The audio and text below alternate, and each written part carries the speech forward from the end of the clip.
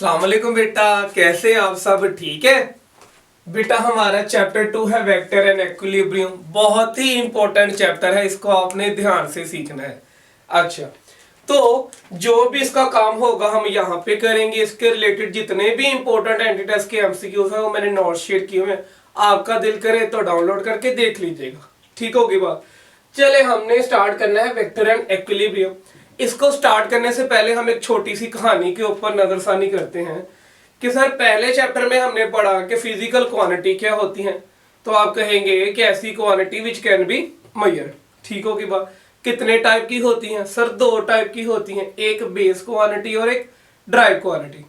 Base quantity कौन सी होती है? सर ऐसी क्वांटिटी जो दूसरी क्वांटिटी को एक्सप्रेस करे। कितनी होती हैं?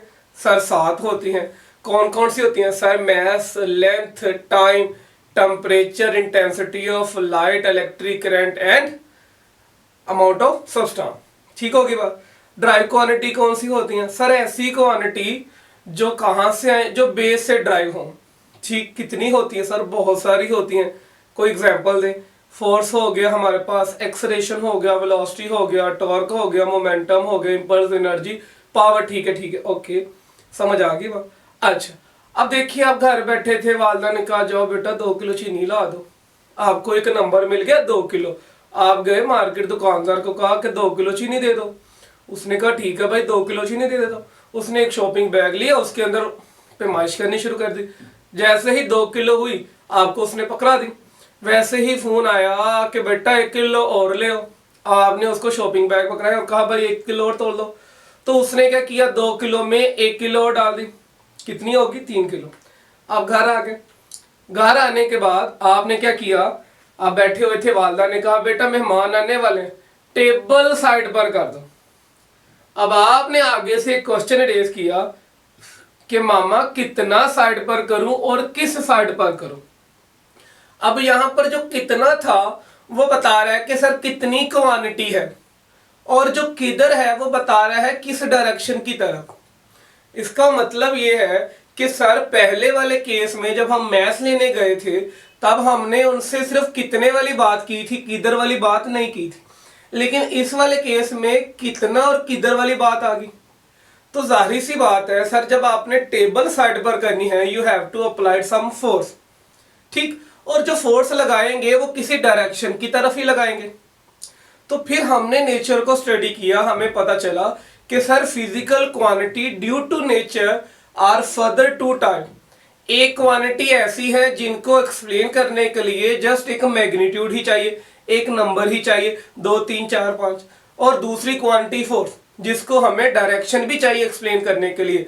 देखिए गाड़ी किसी की रुकी हुई थी, उसने कहा भाई धक्का लगा दो। आप उससे कहोगे भाई किस साइड की तरफ धक्का लगाओ, वो कहेगा भाई आगे की तरफ धकेल दो। वो आप पीछे से आप उसको पुश करोगे। समझ आई? तो कुछ क्वांटिटी ऐसी होती हैं जिनको एक्सप्लेन करने के लिए हमें मैग्नीट्यूड एंड डायरेक्शन भी चाहिए होती है। तो इसलिए हम कहते हैं physical quantity are further two type due to nature. तो हम सारी बातें लिखते हैं। तो physical quantities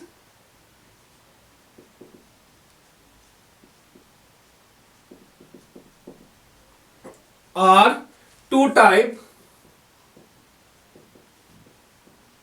with respect to nature, ठीक होगी। गुड हो गया सर जी। कौन कौन सी हैं? सर एक तो बेस क्वांटिटी है, और सॉरी बेटा एक स्केलर क्वांटिटी है,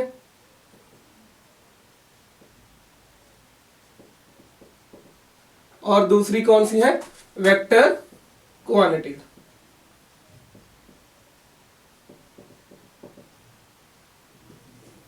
स्केलर क्वांटिटी कौन सी होती है? सर ऐसी क्वांटिटी जिनको डिफाइन करने के लिए हमें जस्ट मैग्नीट्यूड ही रिक्वायर्ड होती है। Those quantity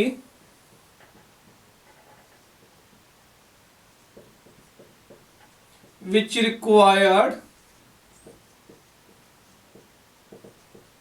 only magnitude for their complete definition, ठीक होगी बात।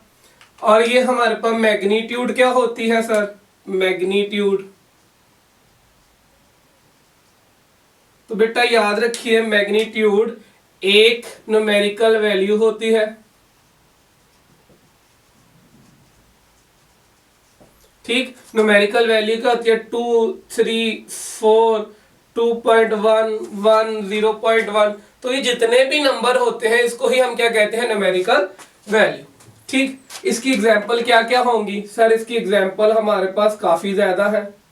पहले तो जितनी भी बेस क्वांटिटी है वो सारी की सारी क्या है, स्केलर, ठीक।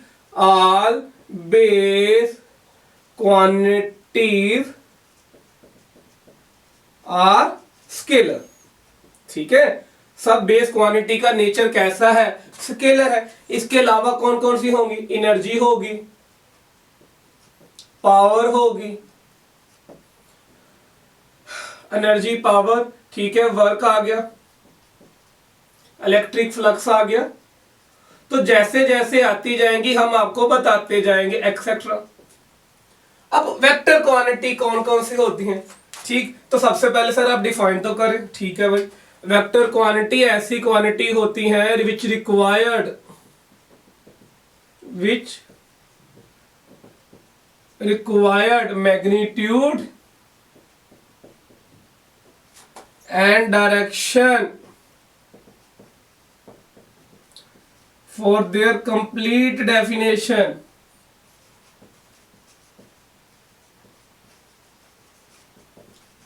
ठीक होगी बात। और इनकी एग्जांपल कौन कौन सी होंगी, देखिए सर जी एग्जांपल। तो सबसे पहले आप लिखिए फोर्स,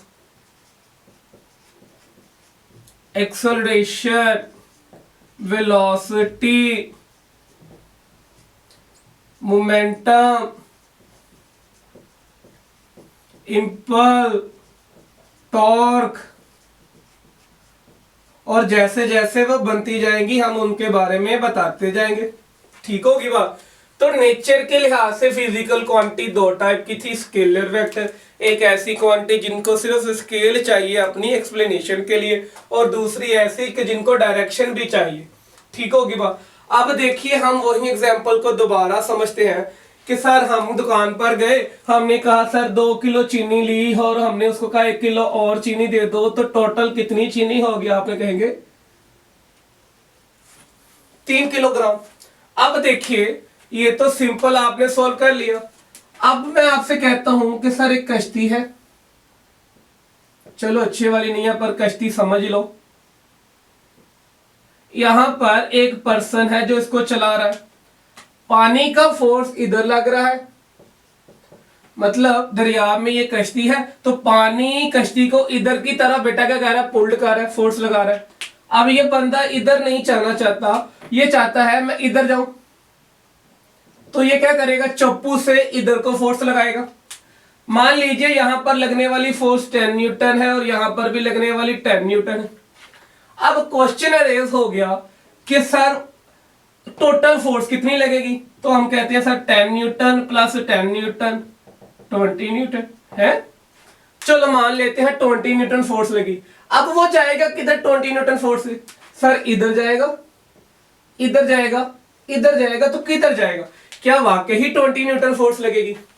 तो बात तो समझने वाली है कि सर यहां पर तो हमें पता चला 2m + 1m = 3m तो आ गया, लेकिन इस वाले केस में 20 भी पता नहीं चल रहा कि सर वाकई ही 20 आएगा कि नहीं आएगा, क्योंकि एक इधर लग रही है और एक इधर फोर्स लग रही है, तो अब वो जाएगा किधर। तो हमें ये पता चला कि सर जिस तरह हम स्केलर क्वांटिटी को सॉल्व करते हैं, वेक्टर क्वांटिटी ऐसे सॉल्व नहीं होती। तो हम ये कहेंगे, हम एक छोटी सी नोट लिखेंगे यहां पर एक नोट लिखेंगे, scalar quantity. Scalar quantity can be solve by simple algebraic rule. Scalar quantities can be solved by simple algebraic rule. भाई जो स्केलर क्वांटिटी है वो सिंपल अलजेब्रिक रूल से सॉल्व होती हैं, but to solve vector quantity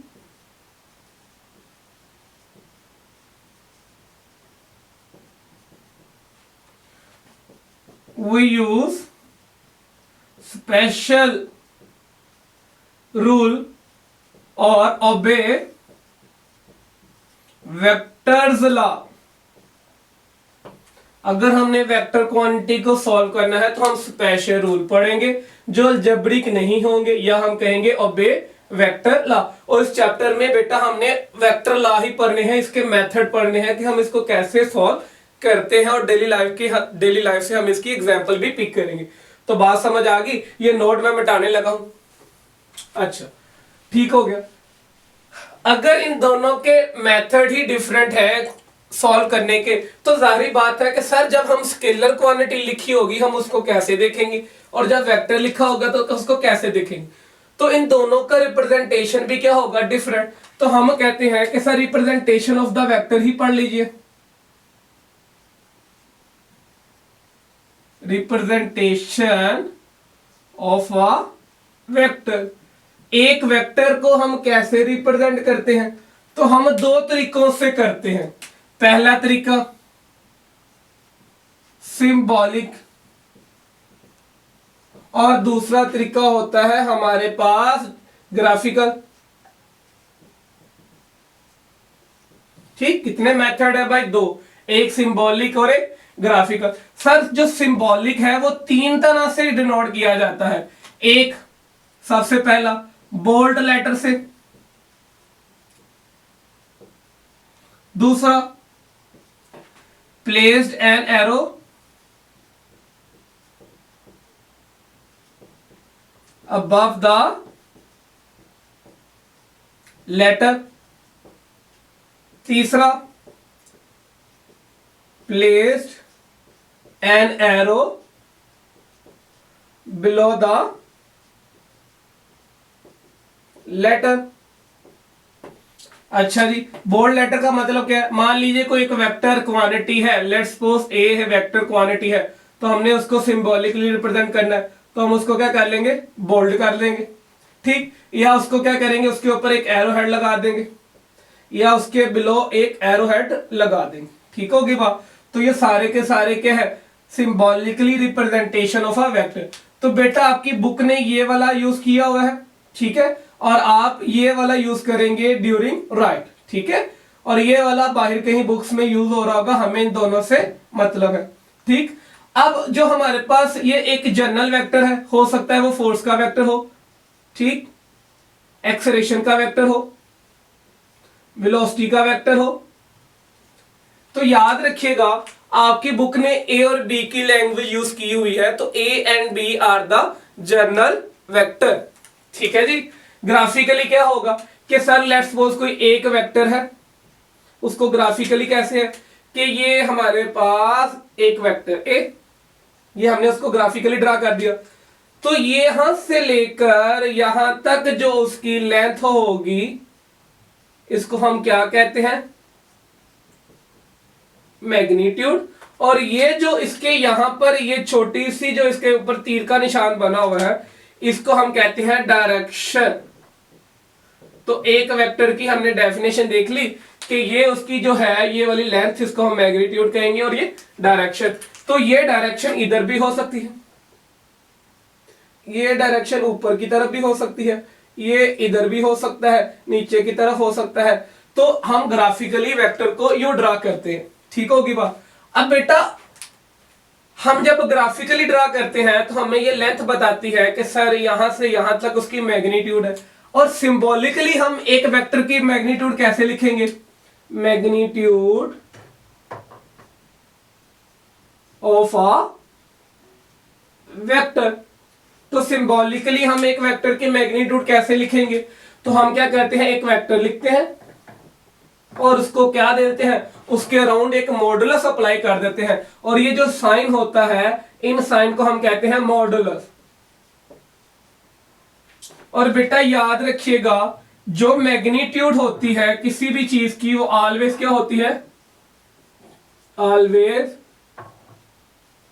positive.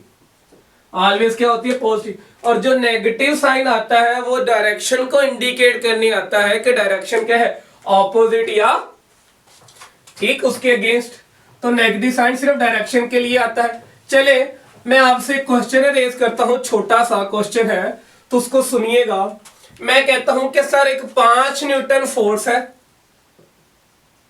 जो act कर रही है ऑन ईस्ट, आपने ड्रा करनी है ग्राफिकली। तो आप क्या करेंगे, आप अपने स्केल लेंगे, डायरेक्शन के स्केल। ये बेटा आपके पास साउथ होता है, इसके इधर क्या होता है नॉर्थ, यहां पर आपके पास ईस्ट है और उसके नीचे क्या होगा वेस्ट, ईस्ट वेस्ट। तो आपने ड्रा करनी थी कि बेटा 5 न्यूटन का फोर्स लग रहा है ईस्ट के ऊपर। तो ठीक है भाई, 1 2 3 4 5। तो आपने ड्रा कर दी 5 Newton force which is acting on east. तो 5 इसमें क्या है, आप कहेंगे सर ये तो नंबर है, तो नंबर किसको शो करता है, मैग्नीट्यूड को शो करता है। और ईस्ट यहां पर क्या है, डायरेक्शन। ठीक, तो ये 5 न्यूटन का फोर्स लगा ईस्ट की तरफ। अब देखिए नॉर्थ साउथ और ईस्ट, ये वाली डायरेक्शन हमारे लिए बहुत ही मुश्किल थी, तो हमने अपने आप को सिंपल कर दे गए। तो हमने एक सिस्टम बनाया, उसको हम कहते हैं रेक्टेंगुलर कोऑर्डिनेट सिस्टम। क्या कहते हैं, रेक्टेंगुलर कोऑर्डिनेट सिस्टम।